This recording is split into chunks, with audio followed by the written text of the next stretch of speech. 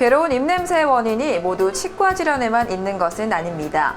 편도의 쌀알 크기에 노란 알갱이가 생기는 편도결석이 있어도 심한 입냄새를 유발합니다.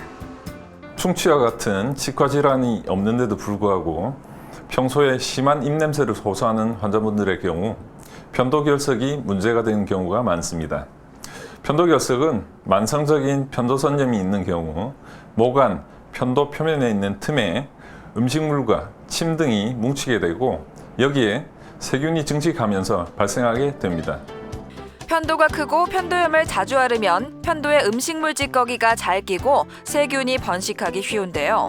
치아 질환이 없는데도 불구하고 입냄새가 심하면 이비인후과에서 원인을 찾아야 하는 이유입니다. 평소에 편도선염을 자주 앓고 만성적으로 귀와 목이 아프고 목에 이물질이 걸려있는 느낌, 심한 입냄새 등의 증상이 있고 목에서 심한 악취가 나는 노란 쌀알 크기의 이물질이 반복적으로 발생하는 경우 편도결석을 의심할 수가 있습니다.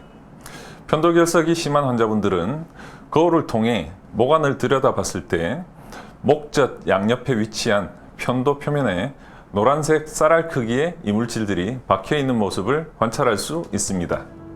편도결석을 제거하기 위해 손이나 면봉 등을 이용해 긁어내는 분들 종종 계신데요. 이는 편도에 상처를 내고 오히려 편도결석을 심하게 만들 수 있는 위험한 행동입니다. 편도결석 어떻게 치료해야 할까요? 편도결석이 자주 생기지 않고 입냄새 등의 증상이 심하지 않은 경우는 양치질과 구강청결제, 가글 등으로 관리하시면 됩니다. 그러나 편도결석이 자주 생기고 목 이물감, 심한 입냄새 등의 증상으로 고생하시는 때는 수술을 통해 치료할 수 있고 편도결석 수술의 경우 편도의 크기가 아주 크다면 편도를 모두 떼어내는 편도절제술, 편도의 크기가 크지 않다면 코블레이터와 고주파를 이용한 편도 축소술로 간단히 편도결석을 해결할 수가 있습니다.